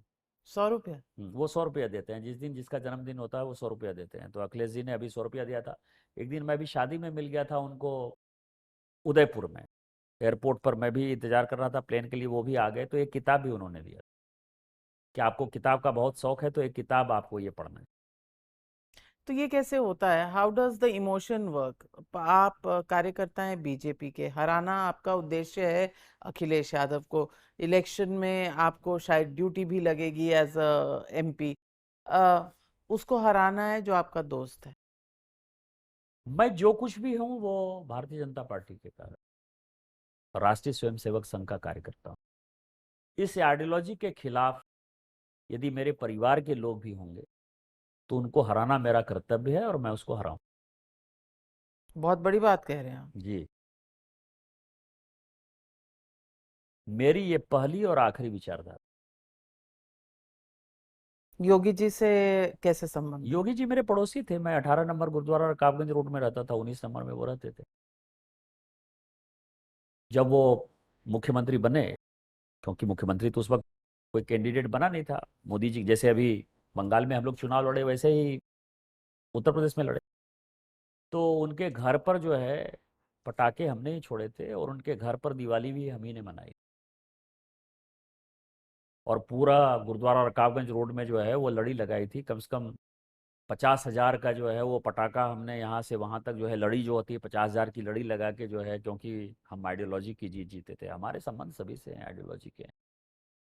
लेकिन आप इतनी बड़ी बात कह रहे हैं, लिबरल्स आपके पीछे पड़ जाएंगे कि तब का प्रदूषण अब तक चल रहा है। उससे कोई फर्क नहीं पड़ता। ये गरीब लोग जो है वो पटाखे बनाते हैं और पटाखे जलाने चाहिए, इससे कोई प्रदूषण नहीं होता है। प्रदूषण जिन कारणों से होता है उसके तह पर जाना चाहिए।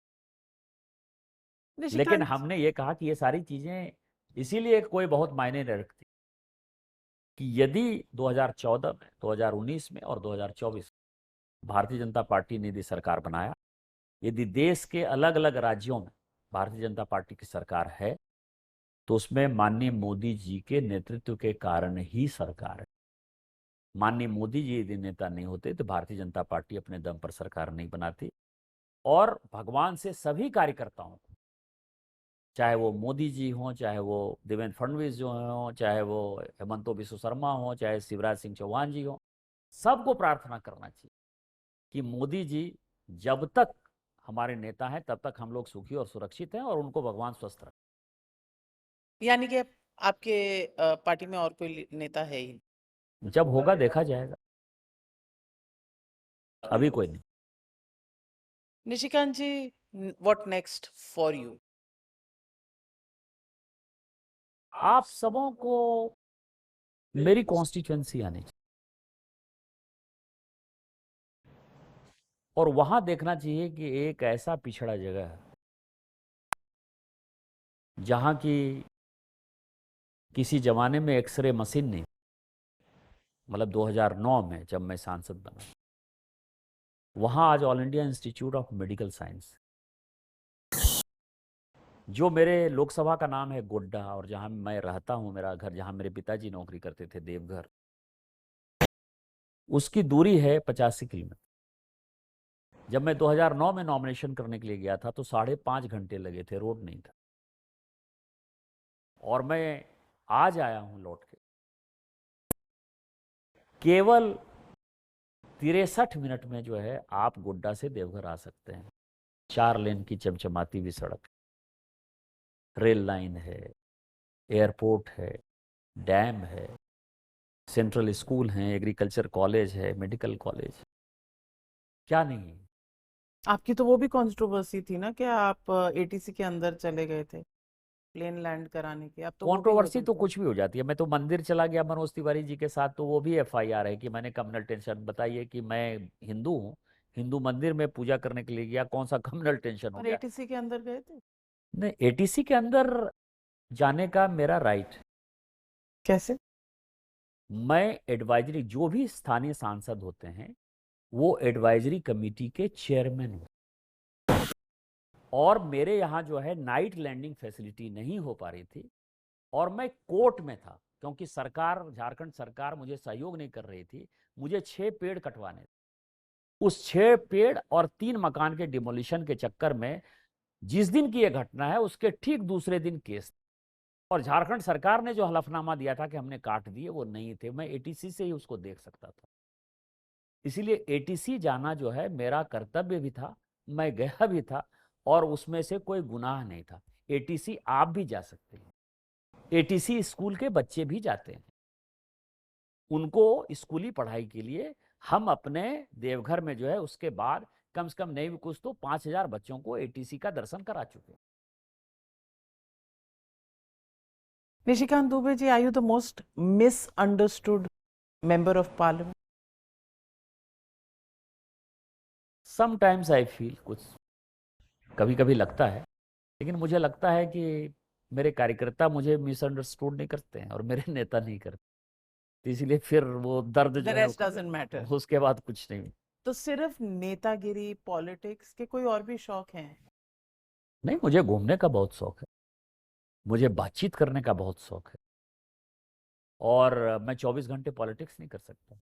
मुझे राजनीति से बात करते करते 1 घंटा 2 घंटा जो है अपने परिवार के साथ, दोस्तों के साथ, मुझे ये what sorry, do you do to chill? जैसे मुझे क्रिकेट देखना बहुत पसंद, मुझे लोगों को चिढ़ाना बहुत पसंद। चिढ़ाना? हाँ। तो चिढ़ाते तो हैं पार्लियामेंट में भी। नहीं, वो हंसी मजाक, मतलब उसके अलावा भी। अब जैसे मैं अपने यदि परिवार के फंक्शन में हूँ, तो मैं यदि वहाँ मौजूद हूँ, तो मेरा पूरा परिवार जो है वो, जब तक मैं बैठा रहूंगा तब तक वो हंसते रहेंगे। तो आपकी पार्टी में ये होता है? बड़ी सीरियस पार्टी लगती है आपकी, कि ऐसा लगता है कि किसी ना किसी को स्टैंड इन द कॉर्नर कर नहीं देगी? नहीं, ऐसा कभी ऐसा नहीं? नहीं, सभी हंसते हैं, खेलते हैं मजाक सभी। मजाक। मैं आपको बताऊं, मैं जितनी बार माननीय प्रधानमंत्री जी, मतलब मैंने कभी ये फील ही नहीं किया कि उनके पास जो है दुनिया का इतना बड़ा हेडेक है या देश चला रहे हैं। वो एकदम ही चिल करते हैं, मतलब इतना नॉर्मल व्यक्ति मैंने अपने लाइफ में देखा ही नहीं। जितनी देर आप उनके साथ बैठे रहे, आपको लगेगा कि बस आप ही के लिए वो बैठे ही हैं, इसके अलावा कोई काम ही नहीं है। तो हमारी पार्टी में तो इस तरह का नेतृत्व है, इस तरह के लोग। निशिकांत जी, आज आपने पता नहीं चिल किया या नहीं किया, पर हमने बहुत चिल किया आपसे बात करके। हर उस मुद्दे पर जिस पर अक्सर लोग चिढ़ जाते हैं, आप स्माइल करते रहे। इसकी मैं आपको बधाई देती हूँ, आई कॉम्प्लीमेंट यू। लेकिन आप बेबाक हैं। और ये शो जो है, ये सिर्फ सवाल जवाब का शो नहीं है, ये दिल से जो बातें निकलती हैं उसका है। और आपने दिल से बातें की, बहुत बहुत धन्यवाद। आपका भी धन्यवाद। आप भी दिल से बात करती हैं, और मुझे पत्रकार के नाते जो है आपका मैं बहुत सम्मान करता हूँ। आपके दर्शकों को ढेर सारी शुभकामना, बधाई। Thank you.